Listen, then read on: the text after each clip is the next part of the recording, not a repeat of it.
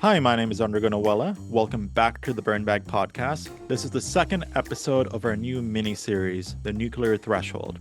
In episode 1, Dr. Laura Grego walked us through why missile defense isn't the shield many people assume it is.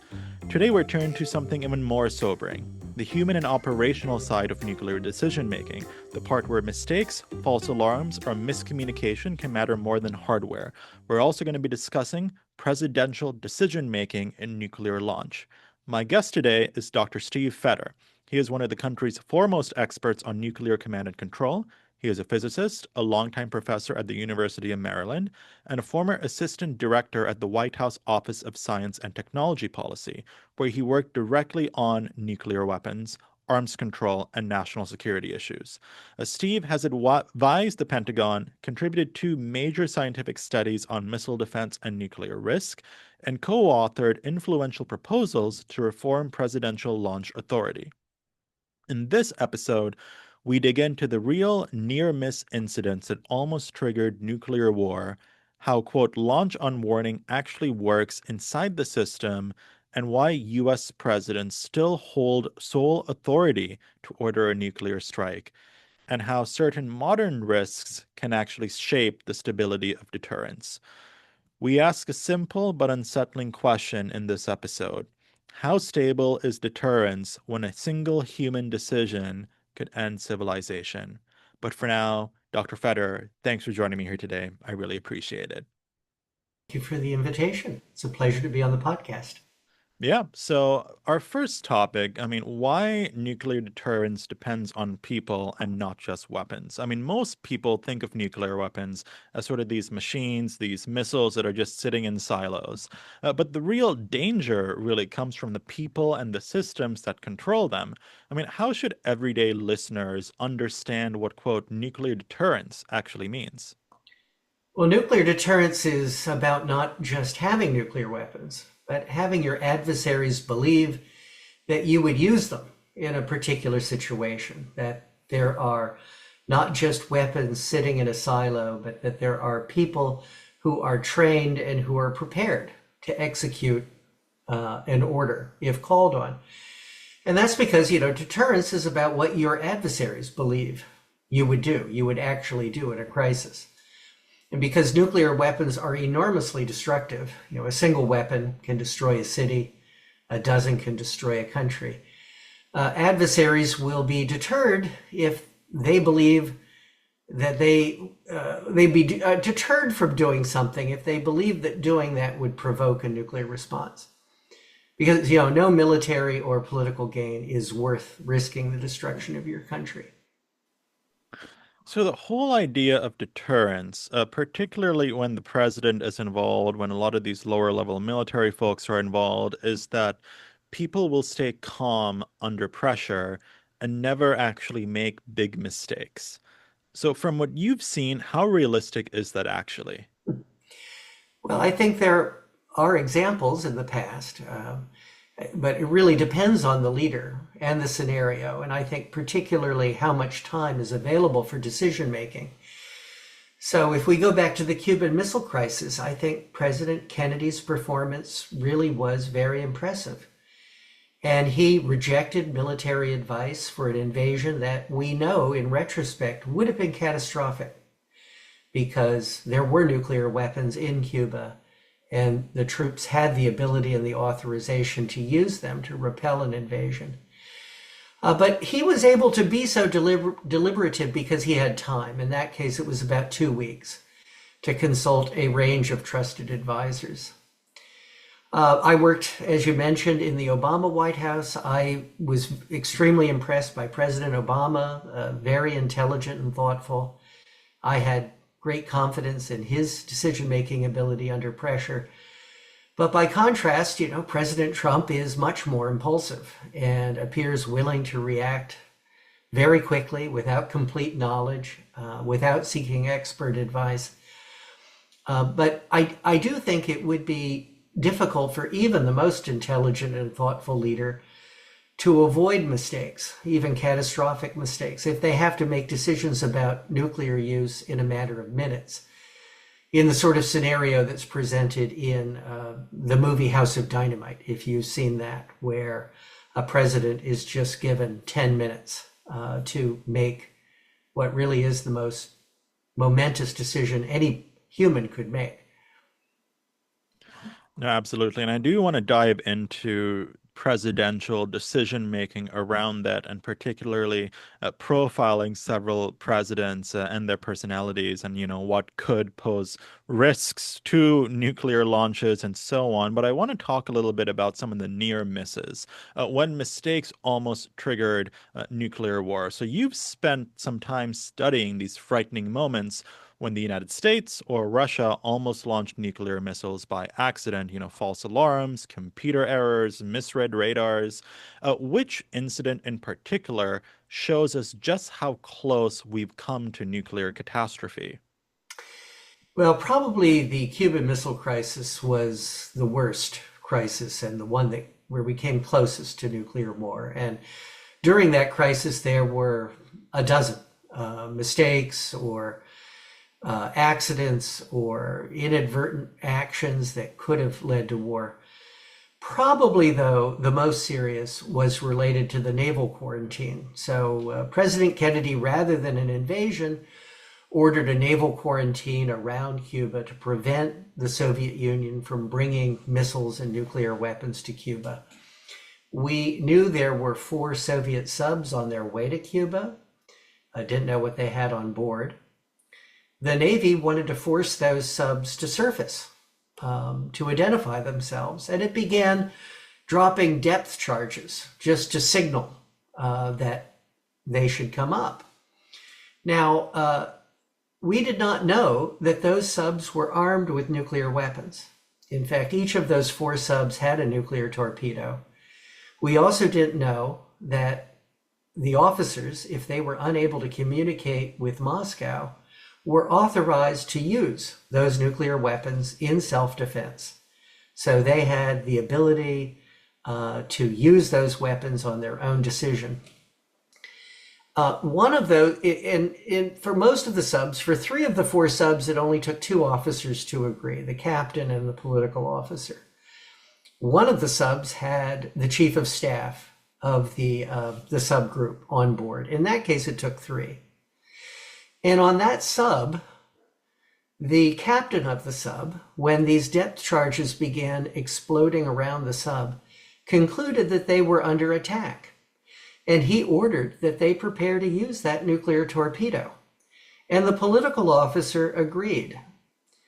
So if this had happened on any of the other 3 subs, a nuclear weapon would have been launched against a US ship. Fortunately, the chief of staff disagreed. And an argument broke out. Eventually, he was able to persuade the captain of the ship to surface, and the crisis was averted. But you could easily see how, if that situation had happened on another sub, or if the chief of staff had agreed, a nuclear weapon would have been used against a US ship, and that probably would have triggered nuclear war, an all-out nuclear war, just the use of a single nuclear weapon. So if I had to pick among the 30 or so incidents and accidents that have happened over the years, I would put that at the top of my list. I knew all about the Cuban Missile Crisis, but I did not know that anecdote about the nuclear missiles actually being in those 4 submarines and the depth charges that were launched as warning signals. Like, that is very scary to know Yeah. that, one wrong move, one misplaced depth charge, and, we could be looking at a very different world. I mean, there have also been some other nuclear incidents. For example, we had the 1979 NORAD incident when a training tape simulating a Soviet attack was accidentally loaded into an operational computer, or the 1983 Soviet false alarm when a Soviet officer saw what looked like incoming US missiles that turned out to really be, I think, sunlight reflecting off of clouds. In an early episode on the Burn Bag, we talked with Brian Mora about the 1983 flashpoint around the Able Archers and so on. And we dove a little bit deeper into that particular event. But I mean, when we're talking about just how close some of those situations came to actually being nuclear catastrophe, what does that tell us? The Cuban Missile Crisis, 1979, 1983. What does it really tell us about how easily human or technical errors can push nuclear armed countries to the brink? Well, certainly the 1979 US incident and the 1983 Soviet incident shows us that no matter how careful we are with the technical system, no matter how much debugging is done, inspection, careful thought, that mistakes are possible. Accidents are possible. It isn't possible to detect and eliminate every possible bug or every possible error in what is a very complex system, really a system of systems, or how humans will respond to those errors and mistakes when they occur. So false warnings of nuclear attack have happened many times in the United States, and probably many more times that we don't even know about in other countries. Now, fortunately, these warnings, the 79, the 83, those false alarms, they were determined to be false alarms relatively quickly before a retaliatory response was seriously considered. But I don't find that reassuring because those incidents occurred in peacetime. There was no war going on. There was no crisis. What I worry about most is that a false warning or mistake will happen during a crisis or during a conventional war when we or another nuclear armed country believes or fears that an attack may be imminent. And so they're on edge and they're inclined to see the false warning as a real warning. They're less skeptical. And under those circumstances, military officials, political leaders may be a lot more likely to respond immediately rather than wait to find out whether the warning's accurate or a mistake of some kind has been made.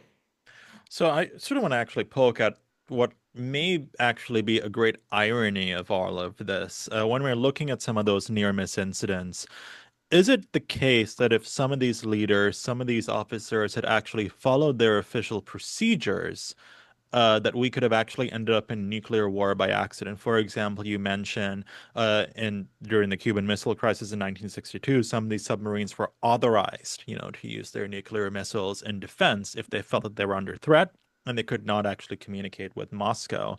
In Mm-hmm. 1983, I believe, the Soviet officer who was sitting and monitoring these things, he could have very well have sent the decision to Moscow saying that, we have a nuclear missile on the way, but it was his human judgment that said, no, I'm not going to risk it.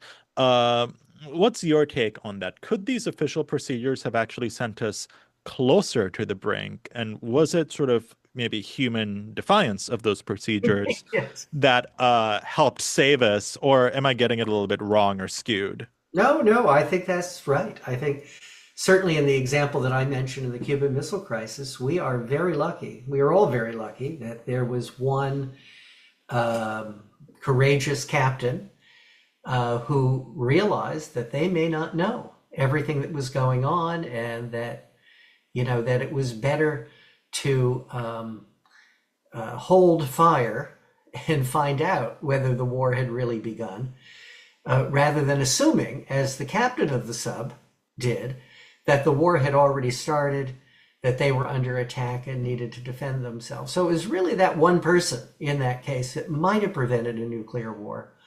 Also in the Cuban Missile Crisis, the generals recommended an invasion of the island to take out the missile sites, believing, and they advised the president, that there were no nuclear weapons on the island. When we know now, from after the Cold War ended, Russians revealed that nuclear weapons had already been delivered to the island, and in fact that the officers there had the authority to use them in defense. So if we had invaded, almost certainly nuclear weapons would have been used to repel that invasion, and a general nuclear war would have broken out. You mentioned the 1983 false alarm. If Colonel Petrov had followed official procedures, he was obliged to report that missile attack up the chain of command. And that might have prompted a a Soviet nuclear attack. In fact, he was reprimanded for not following official procedures. But we are all very lucky that he didn't follow orders, that he followed his own intuition. He knew this was a new system. He knew that it didn't make any sense that the United States would just launch a few missiles if there were a general attack. And so out of caution, he decided to hold off. And I think we all should be very grateful that he didn't follow, official procedures and basically acted on his instincts. Yeah, and just for our audience, for some context, 1983 was quite a tenuous time in U.S.-Soviet relations. I believe the Soviets had just shot down a Korean airliner, by mistake, a commercial airliner, believing it to be a military aircraft. President Reagan was very aggressive in his anti-Soviet rhetoric at the time. This is pre-Gorbachev. Soviet leadership was sort of dying by the minute. I believe we Yeah. had, I believe either Andropov or Chernenko, both very elderly, sick men. Yes. Yeah. So I mean, there was a lot at play causing those tensions. But Dr. Fetter, I want to sort of dive in for a little bit into the presidential decision making and the power of the actual presidency in launching nuclear missiles. So I sort of want to profile sort of how this evolution of the power has taken place. Mhm. Uh, Starting in 1945. So, in interviews, in his biography, and speaking retrospectively about, the end of World War II, President Harry S. Truman has often talked about his decision to drop the bomb on Hiroshima and Nagasaki, how he decided this, how he independently, was given the information and then decided to do this. But did President Truman actually make the decision to bomb Hiroshima and Nagasaki, or was that the military? Because this is something I learned fairly recently that I was quite inquisitive about. So, did President Truman actually make that decision unilaterally? Well, I wouldn't say unilaterally. There was a committee to advise the president on how to use the nuclear weapons that were under development. When Truman became president, he did not know anything about the Manhattan Project and the development of nuclear weapons. As vice president, he was kept in the dark. So when he learned about it, and this was not long before the weapons were available for use, he did decide that this was something that the president, or at least civilian authorities, should have control over, that the military should not have direct control over nuclear weapons. So I do think he established that. I don't know that he made the decision completely on his own. There was certainly a committee of both civilians and the military to advise him on that. But establishing civilian control over the most destructive weapons, I think, was a good thing. Now, though, after that, in another 10 or 15 years, this system became much more accelerated. Much more rapid decision making became not just possible, but necessary. So today, and well, since the early 1960s, the president is accompanied at all times by a military aide that's carrying the so-called nuclear football, nuclear satchel. This was to guard against the possibility of a surprise attack, so-called bolt from the blue. And that was really stimulated by the development of ballistic missiles. So when the Soviet Union in the late 1950s began to deploy intercontinental ballistic missiles, these had a flight time of only 30 minutes. The bombers that had previously been used had flight times of 12 or more hours. And so you had hours to detect an attack and decide what to do. But in the missile age, this time frame was greatly compressed so that you might only have a few minutes of warning before an attack. And so there was no time for a president to consult other authorities, to consult Congress in order to deter a surprise attack. We wanted the Soviets to believe that an attack couldn't succeed, that retaliation was certain, and the most straightforward way to do that was to have the authority to order an attack to be just with one person, the president, so that an attack could be ordered in just a few minutes. So I want to talk about another president now, President Nixon during Watergate. I mean, I think it was reported that during the Watergate crisis, President Nixon was drinking heavily. His aides were quite worried that he might act irrationally. Henry Kissinger, I believe, was reported to have, discussed situations, I believe, with military and other cabinet officials on what to do in case the president decided to take a wild strike.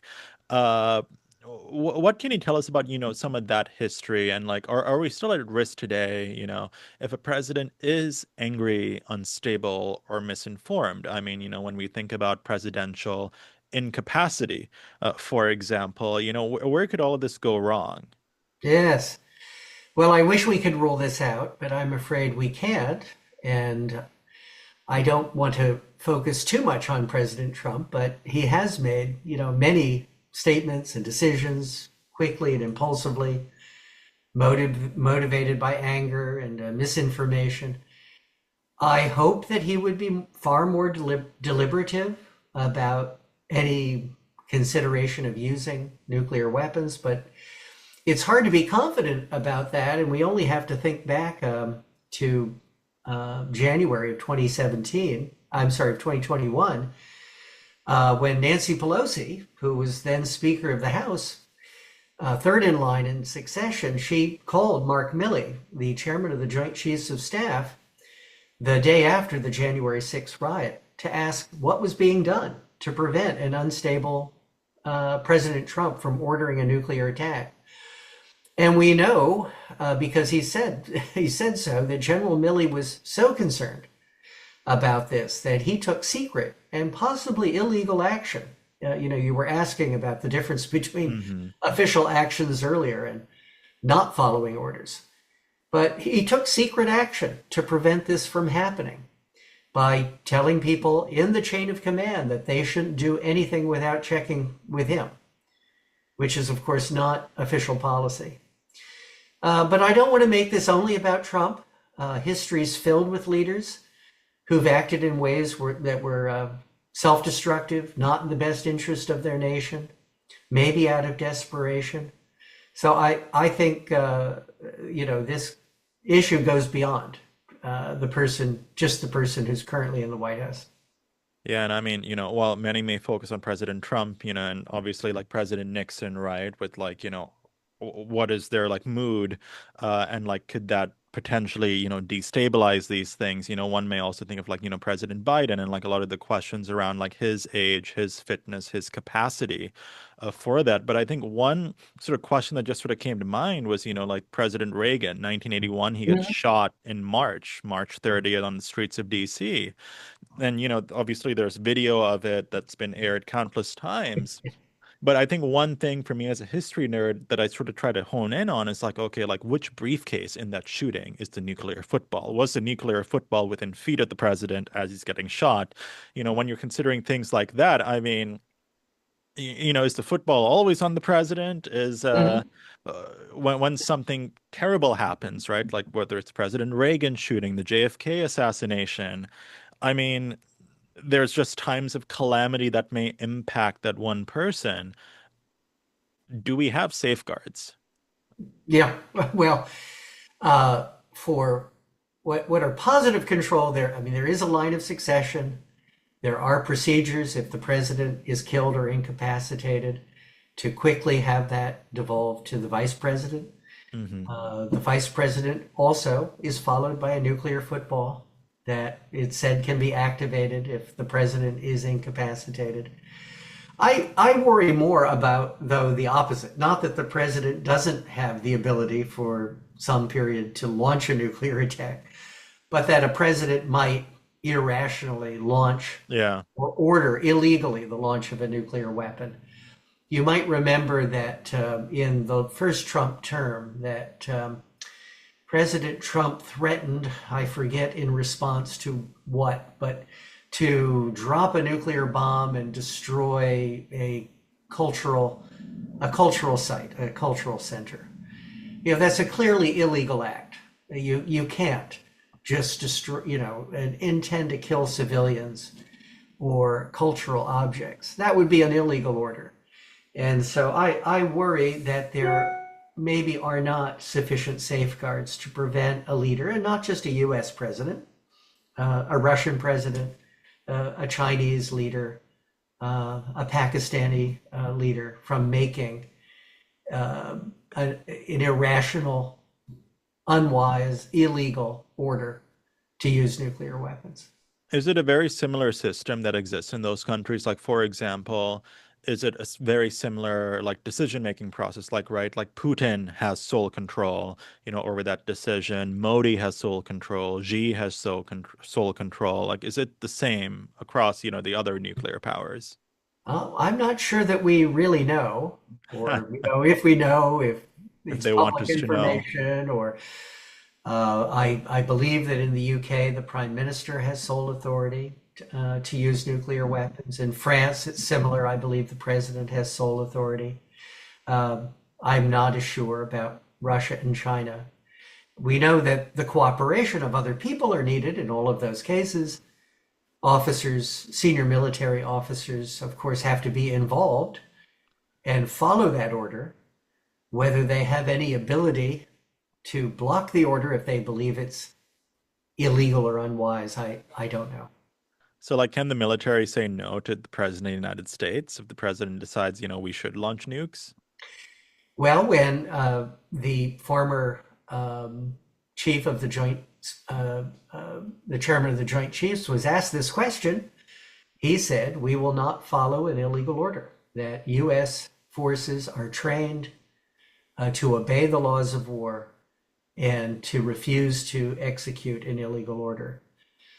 I do think, though, that is, while I am somewhat encouraged by that, I don't know whether we could rely entirely on it, particularly in a crisis.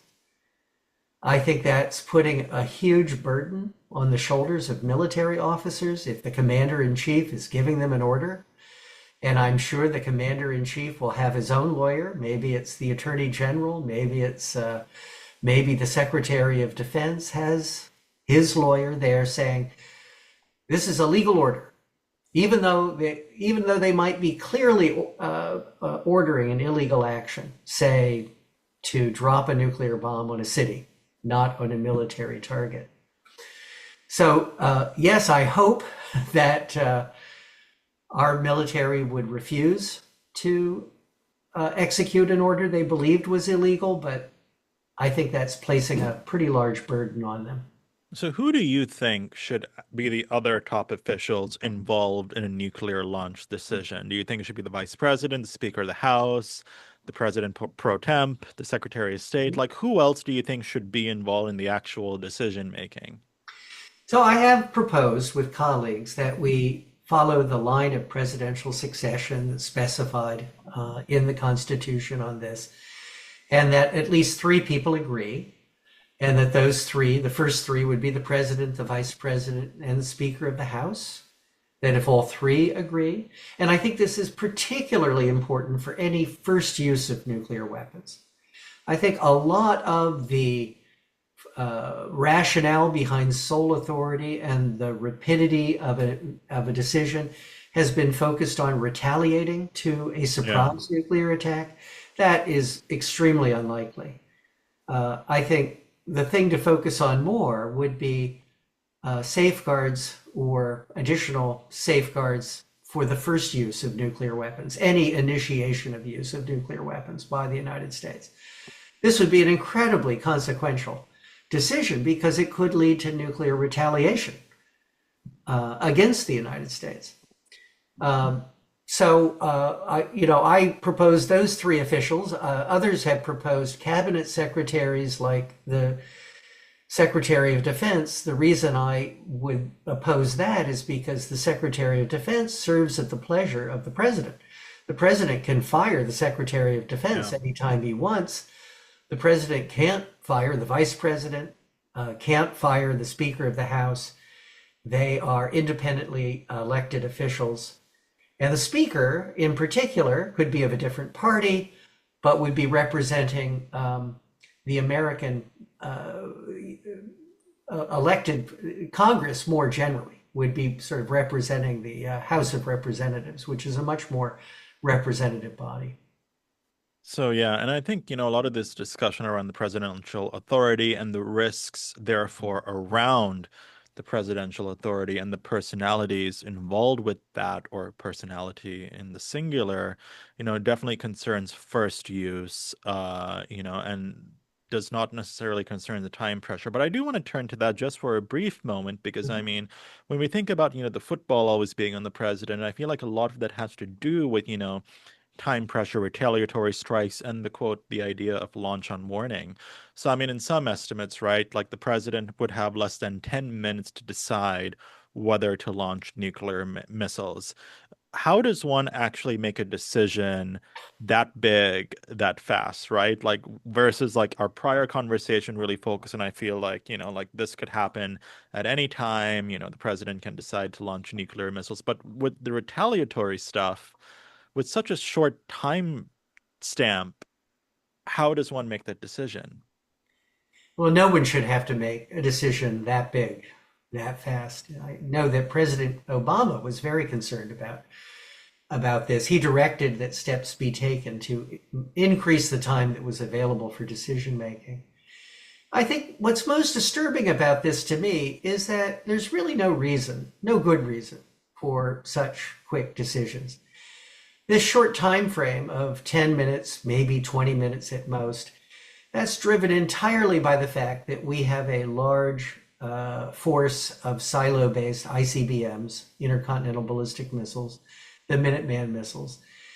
We know that Russia knows exactly where those missiles are, and Russia could try to destroy them. And so to prevent that, or to prevent the Russians from being confident that they could do it, we keep our missiles on alert, ready to be launched on warning of a Russian attack.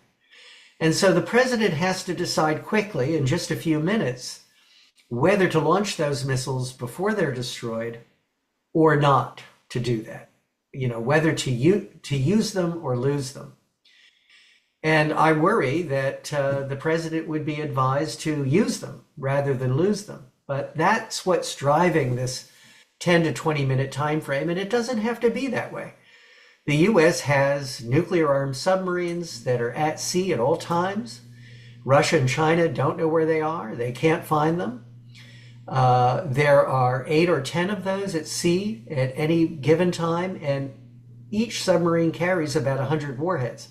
So just one of those submarines carries enough warheads to destroy really any country. Because those are invulnerable, the president can and should wait and take time to figure out what has happened and what would be the most prudent response, a response that wouldn't lead to an all-out devastating nuclear war, perhaps. Having those submarines at sea where they're hidden means he can take his time and make that decision in hours or days, if he wishes, rather than minutes. So, what is this practice of, launch on warning? This idea that, we launch nuclear missiles based on early signs of an incoming attack. I mean, that obviously sounds super dangerous, but can we dive a little bit into how that policy was ideated, that idea? Yeah. Well, it began really with the missile age, because the flight times of missiles are so short, about 30 minutes. We have built generations of satellites in space that are looking down at the Earth at all times. They have infrared sensors that are looking for the launch of a missile, that hot missile plume. So that would give the first warning. But we don't rely on that alone. Fortunately, we require that there be other systems that detect an attack.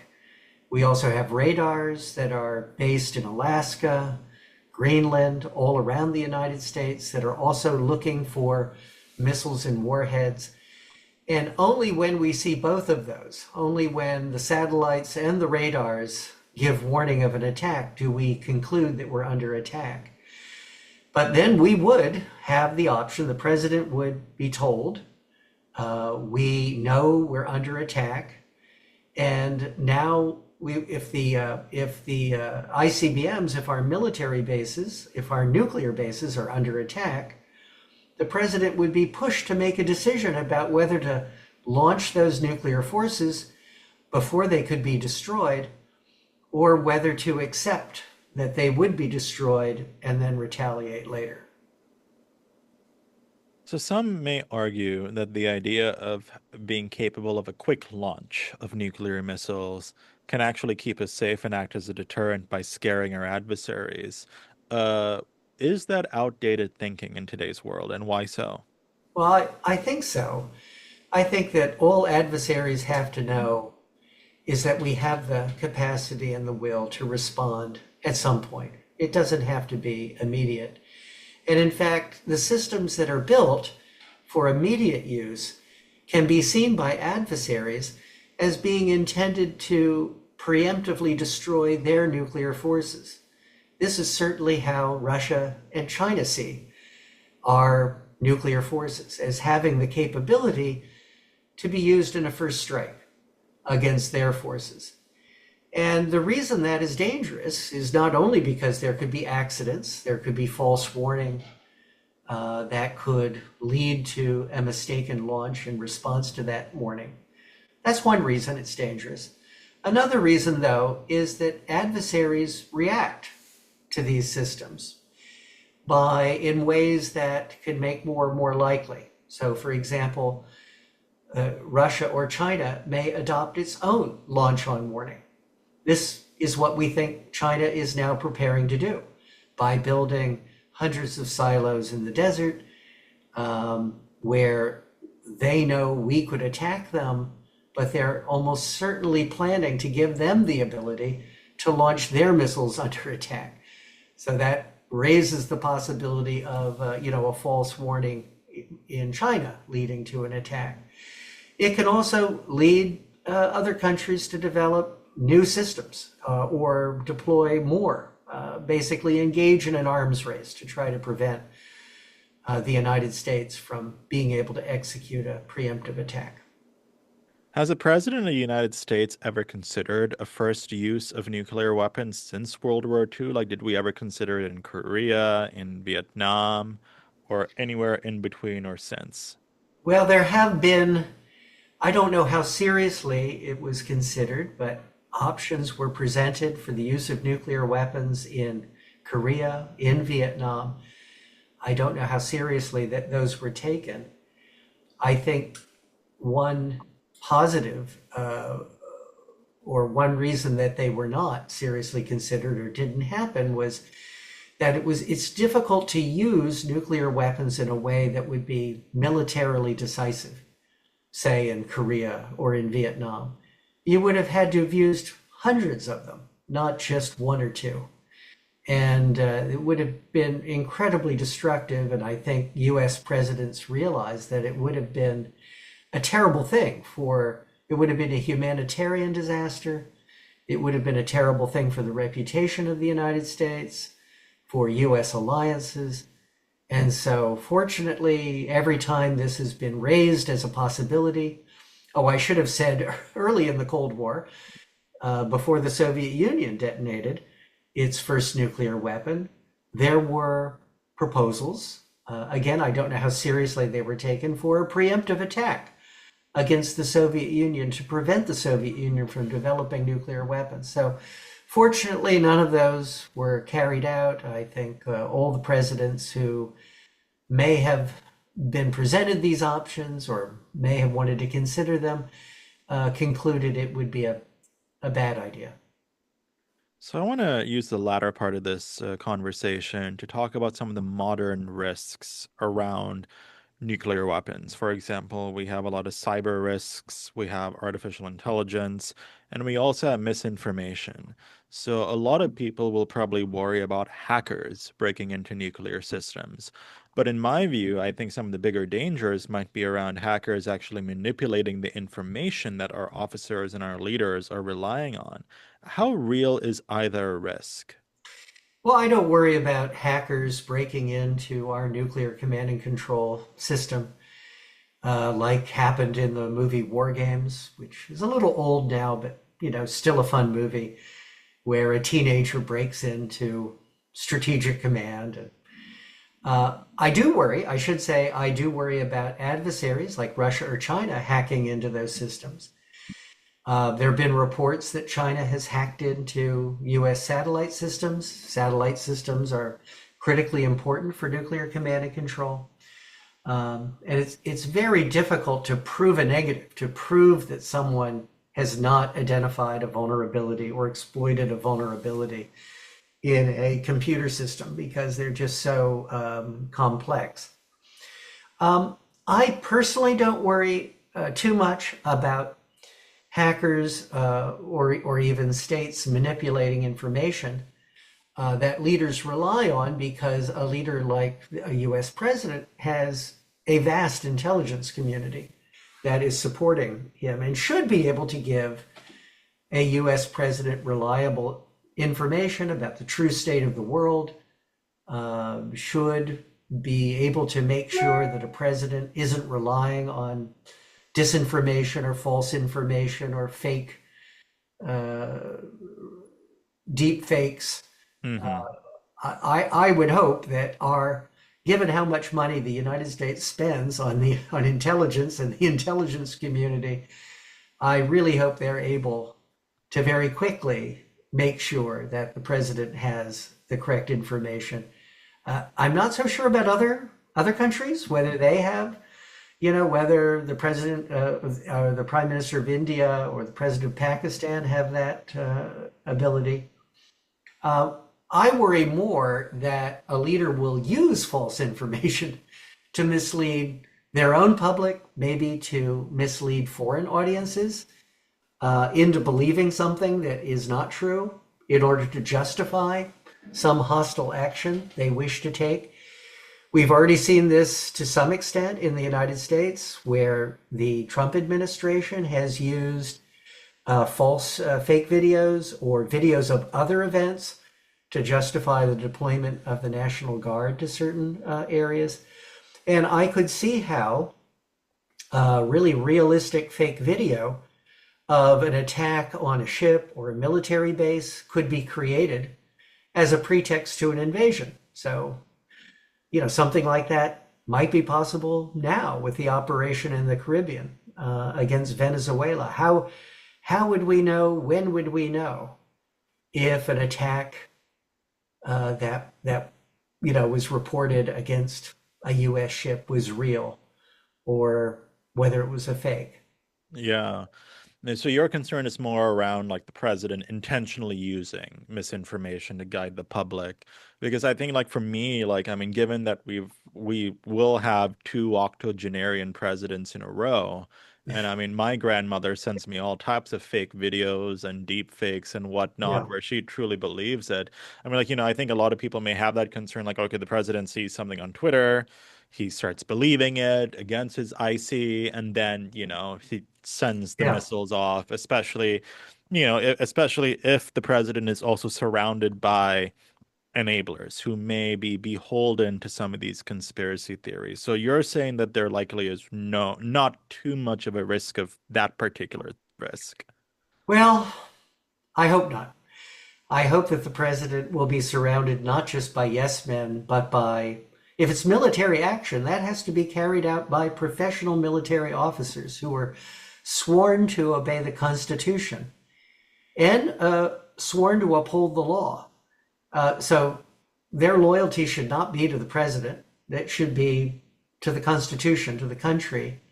As I mentioned earlier, military officers are trained not to follow illegal orders, or at least, if an order could be illegal if it were mistaken. If an officer knew that a country hadn't done something that we were supposedly retaliating against, that would be an illegal order. So I'm hoping that there would be people in that chain of command who could say, no, I'm sorry. This action is not justified. So everyone's crazy about artificial intelligence, AI, right now. Everyone wants to use it, everyone wants to sell it, everyone wants to buy it. That also includes the military, right? I feel like the military is probably more invested now in AI, in autonomous decision making, and so on. I mean, when we think about sort of like drones and whatnot, and obviously, this is going to be a little hard to talk about because certainly, the highest tech methods are likely not privy to, us in the general public. But how do you think?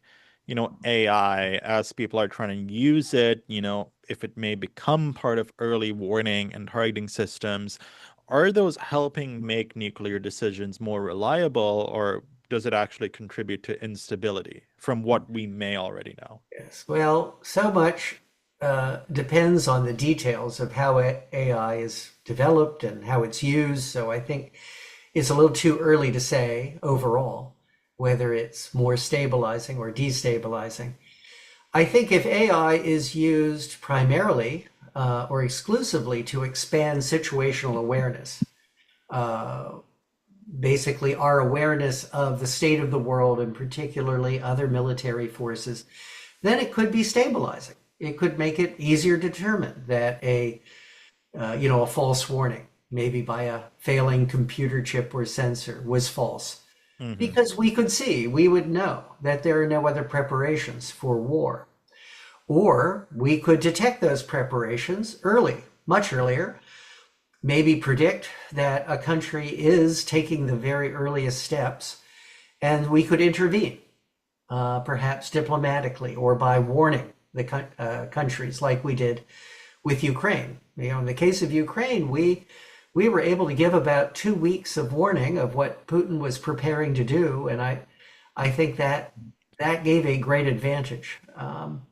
But if AI, on the other hand, is used to replace human decision making about the use of nuclear weapons, that could be far more dangerous. If you could imagine a automated system similar to what was developed in the Soviet Union, the so-called dead hand system, that would have sensors that were observing things and could automatically launch nuclear weapons. This could be a tremendously dangerous thing. And so I was encouraged to see during the Biden administration, I think it was in 2024, the US and China agree that humans and not AI should make all decisions about the use of nuclear weapons.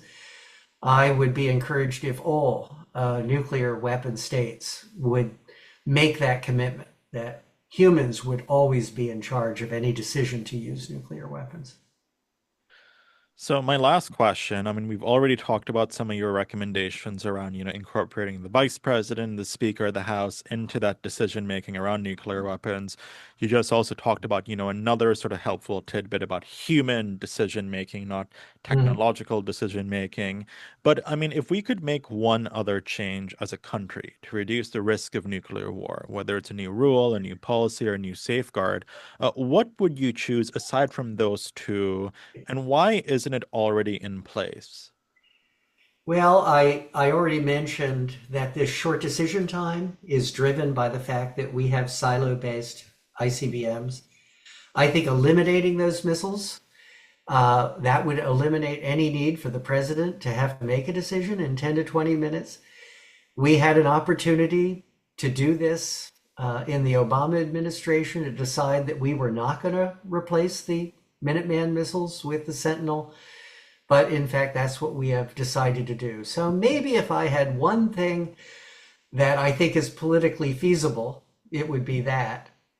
But there are so many things we could do. I think having more military to military contacts on a routine basis, maybe have a joint early warning center that's been proposed in the past so that we have Russians and Americans and maybe Chinese who are side by side, who are seeing the same information about warning of an attack and who could help clear up any misunderstandings. I think that would also be a good proposal. That was proposed at the end of the Cold War. And in fact, we signed an agreement with Russia, but it was never implemented. Well, I mean, I really hope that we can actually action those recommendations. But for now, Dr. Steve Fetter, thank you so much for joining me here today. I really appreciate it. For our audience, this is the second episode in our mini-series, Nuclear Threshold. Our first episode was on missile defense. Does it really work, with Dr. Laura Grego? And next week, we have Alexandra Bell from the Bulletin of the Atomic Scientists to talk about the risks around diplomacy breaking down around nuclear negotiations and weapons. Thank you so much. We'll see you next time.